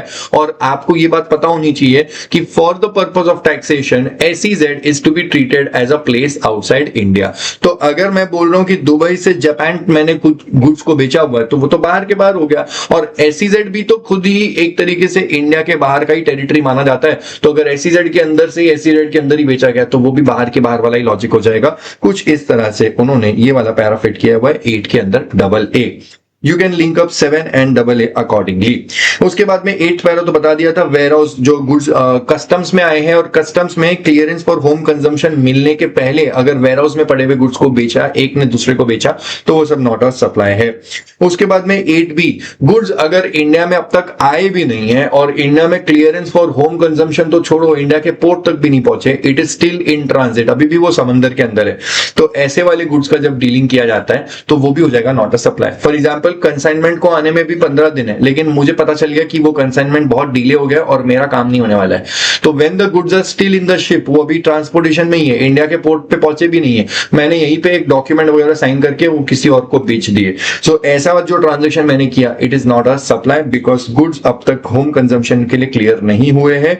बेचा मैंने कैसे? By endorsement of title documents, दूसरे के नाम पे वो डॉक्यूमेंट्स ट्रांसफर कर दिए और मैंने खेल खत्म कर दिया। ऐसे केस में मैंने जो भी बेचा बाची ट्रांजेक्शन किया हुआ है it is not a supply under GST. अब एक बात समझ लो, पैरा 7 और 8 के अंदर मैं बोलूं कुल मिलाकर के 4 पॉइंट्स है, 1 2 3 4। पहला वाला बोलता है आउट एंड आउट, इंडिया के बाहर नॉट अ सप्लाई। फिर 8 का डबल वो ए बोलता है कि इस एसईजेड के अंदर से ही एसईजेड के अंदर ही सप्लाई किया, या फिर एफटीडब्ल्यूजेड के अंदर से ही एफटीडब्ल्यूजेड के अंदर ही सप्लाई किया, it is not a supply. 8 का ए बोलता है कि अगर वेयर हाउस में पड़े हुए कस्टम्स का क्लियरेंस अब तक नहीं हुआ है और वेयर हाउस में पड़े हुए तो before clearance for home consumption अगर वेयर हाउस वाले गुड्स को बेचा तो नॉट अ सप्लाई। और ये वाला पॉइंट भी बोलता है before clearance for home consumption, warehouse तो छोड़ो अब तक इंडिया में आए नहीं है और उसको बेच दिया तो वो भी नॉट अ सप्लाई। अब 9th और 10th पैरा है भाई साहब, ये बढ़िया चीज है, इसको आपको इंश्योरेंस सेक्टर के साथ कनेक्ट करना चाहिए। मैं आपको यहाँ पे एक ब्रीफ आइडिया दे देता हूं, ब्रीफ आइडिया मैं आपको मेरी एक फाइल लिंक अप करके बताता हूं, लेकिन पहले वर्बली भी आपको एक्सप्लेन कर देता हूं। सीन क्या है? सीन ये है कि अगर मान लो रिलायंस, मैंने यहाँ पे एग्जाम्पल भी लिखा हुआ है, रिलायंस की एक जामनगर ऑयल रिफाइनरी है और उस ऑयल रिफाइनरी का एक इंश्योरेंस करा हुआ है ए इंश्योरेंस कंपनी, ए लिमिटेड इंश्योरेंस कंपनी।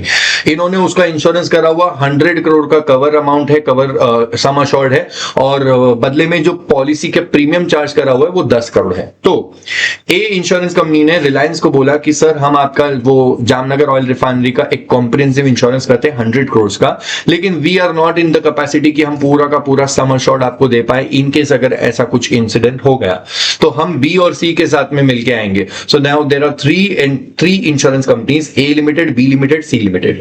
अगर ए बी सी तीनों मिलकर के उसकी जामनगर ऑयल रिफाइनरी का यहां पे कर रहे हैं, क्या बोलते हैं, जो इंश्योरेंस कर रहे हैं, तो बदले में उससे जो भी हमने प्रीमियम लिया हुआ है, मान लो 10 करोड़ का प्रीमियम लिया हुआ है, ए लिमिटेड एक लीड इंश्योरर है, वो पूरा जीएसटी पे कर देगा, और जब ए लिमिटेड रिमेनिंग बैलेंस अपने बी और सी के साथ में शेयर करेगा तो वो जो शेयरिंग ऑफ प्रीमियम है उसको जीएसटी नहीं लगा सकते because it is not a supply. ये शेयरिंग ऑफ प्रीमियम वाला पॉइंट है 9th वाला, ये मैं अभी एक्सप्लेन करता हूं। और 10th वाला री इंश्योरेंस के कॉन्टेक्स्ट में वो आपको एग्जाम्पल के फ्रेम में ही समझाऊंगा। So let me just scroll up to that page और मैं आपको वहीं से वो पूरा एक मेरे चार्ट से, वो टेबल से समझा देता हूं।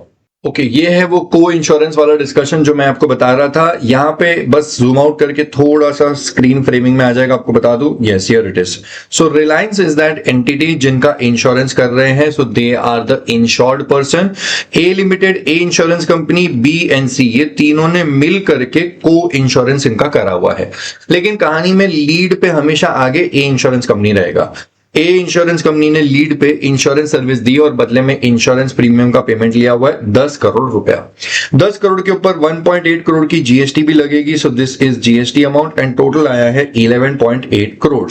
अब सवाल ये उठा कि ए इंश्योरेंस कंपनी को क्या करना चाहिए, तो एक प्रोविजन जो शेड्यूल 9 के अंदर, जो आप शेड्यूल 3 के अंदर जो पैरा 9 पढ़ रहे थे, उसके अंदर ये बोला कि ए इंश्योरेंस कंपनी आपने जो 1.8 करोड़ का जीएसटी उससे कलेक्ट करा हुआ है, वो 1.8 करोड़ का जीएसटी जीएसटी आप जाकर के गवर्नमेंट के पास जमा कर दो ऑन एंटायर 10 करोड़ रुपीस।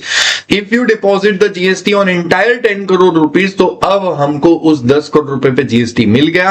अब आप अपना शेयर ऑफ प्रीमियम करोगे, शेयरिंग ऑफ प्रीमियम इनके साथ में करोगे, तो शेयरिंग ऑफ प्रीमियम को हम लोग सप्लाई ही नहीं मानेंगे। So sharing of premium by A to B and by A to C is not a supply, ये सप्लाई नहीं माना जाएगा। ओके सर, अगर ऐसा है तो ए इंश्योरेंस कंपनी ने क्या बोला?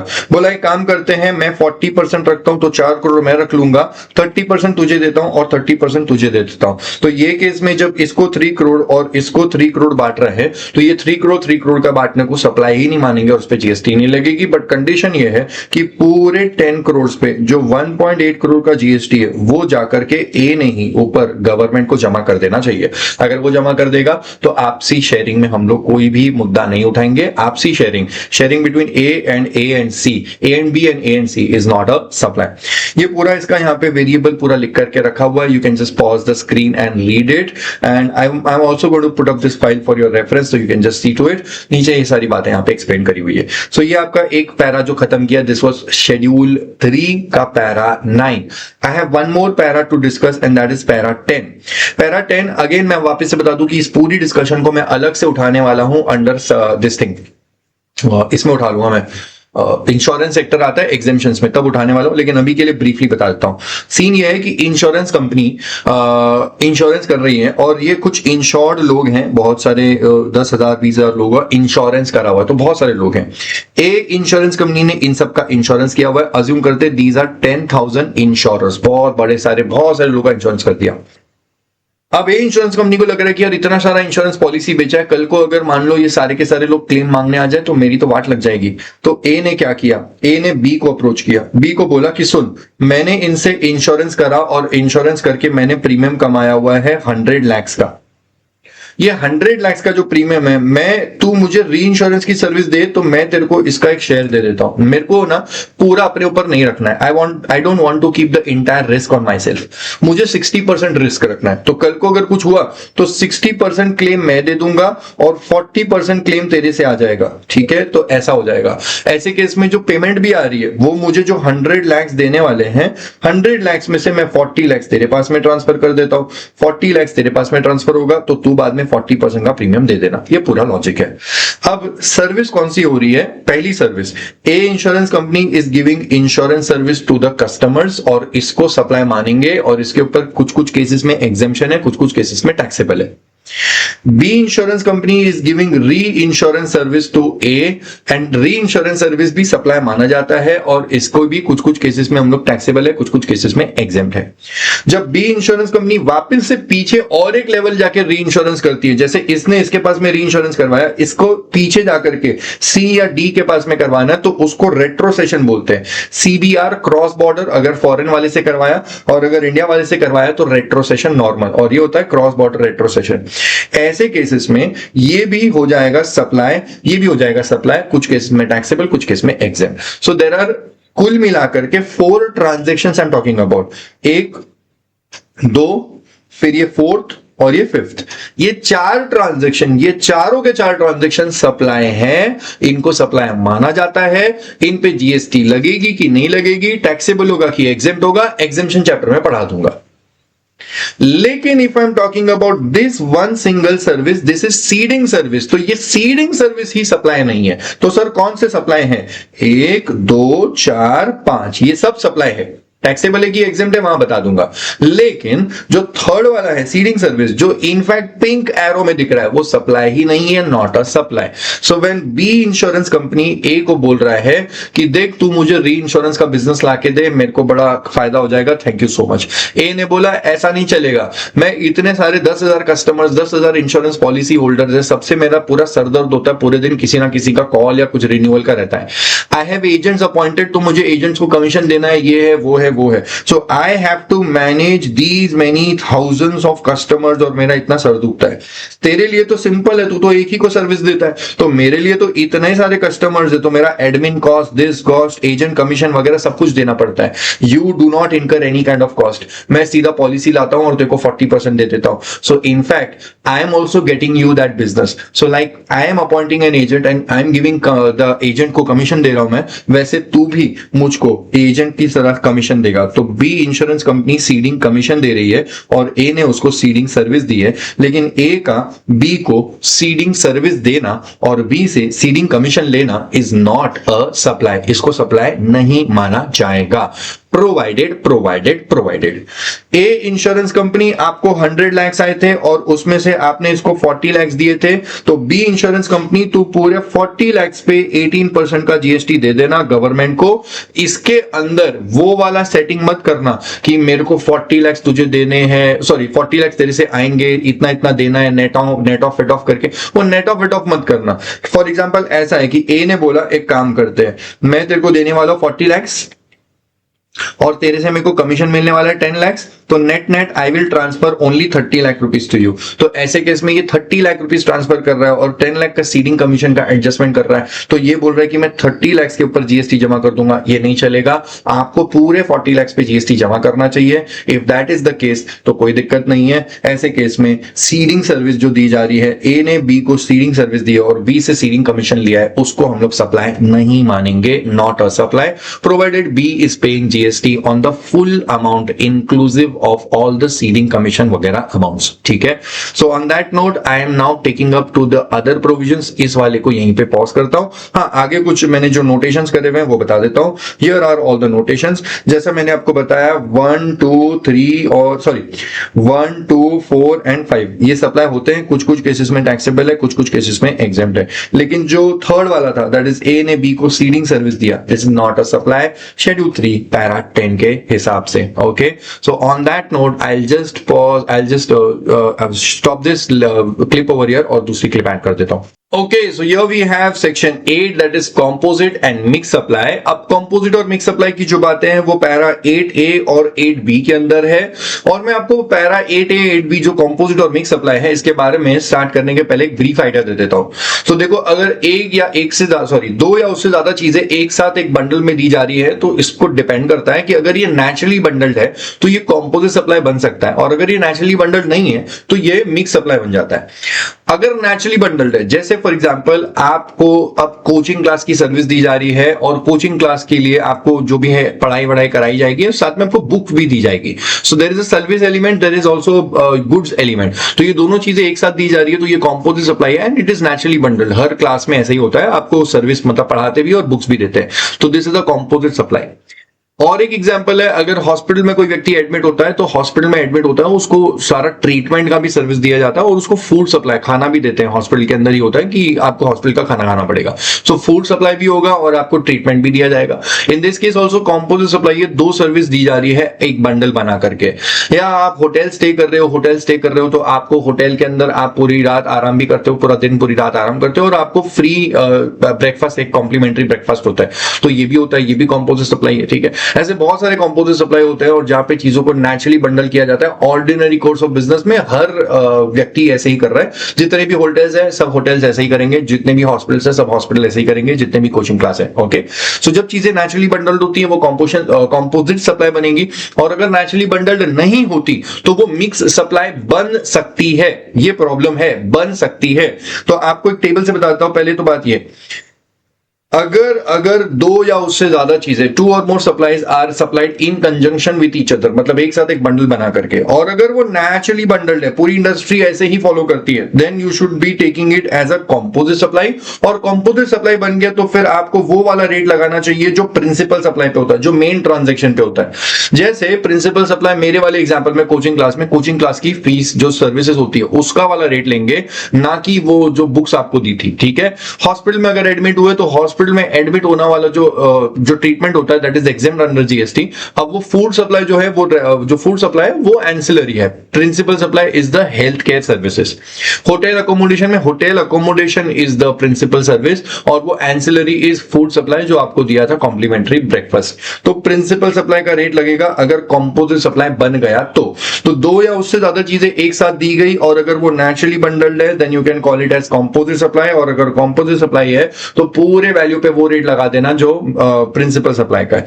लेकिन अगर कब चीजें नेचुरली बंडल्ड नहीं है, just because it is not naturally bundled you can not call it as mix supply.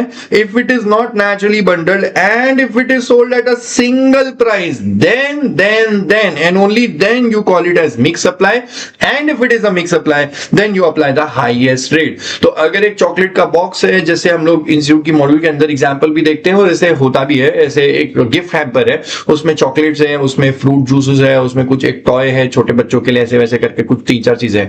अब उसके अंदर कुछ चीजों का जबरदस्ती बंडल बनाया गया है, चॉकलेट भी है, चिप्स भी है, फ्रूटी भी है, ऐसा सब कुछ 3-4 चीजें हैं, तो जबरदस्ती बंडल बनाया, it is not naturally bundled and उसको बेचते वक्त सिंगल प्राइस था। ये गिफ्ट हैम्पर है, ये 1200 रुपए का गिफ्ट हैम्पर है, अगर एक सिंगल प्राइस बना करके बेचा तो फिर वो मिक्स सप्लाई हो जाएगा और उसके अंदर पूरे बंडल में जितने भी गुड्स है, जितना जो कुछ भी है, सबसे हाईएस्ट वाला रेट उठा करके लगा देना चाहिए। तो मान लो जो उसके अंदर कोई चॉकलेट है वो 28% जीएसटी पे लग रहा है, तो फिर पूरे वाले जो 1200 है उसके ऊपर पूरे पे 28% लगेगा, इररिस्पेक्टिव कि किसी पे 5% है, किसी पे 12% है। This is the problem of composites और this is the problem of mix supply. लेकिन अगर चीजें नेचुरली बंडल्ड नहीं है, लेकिन नेचुरली बंडल्ड ना होने के बावजूद prices are separately indicated, it is not sold at a single price, then it is an independent supply and every product is taxable at the independent rate. For example DMart गए, डीमार्ट में और या कोई भी डिपार्टमेंटल स्टोर गए और वहां पे जाकर के आपने बहुत सारा चीजें ले लिया, आपने बिस्किट भी ले लिया, केचप भी ले लिया, चिप्स भी ले लिया, फरार कोल्ड ड्रिंक वगैरह सब ले लिया। आप ट्रॉली आपके पास में या जो भी बास्केट आप लेकर के काउंटर पे जाते हैं, पेमेंट करते हैं, वो आपको बिल बना करके देगा।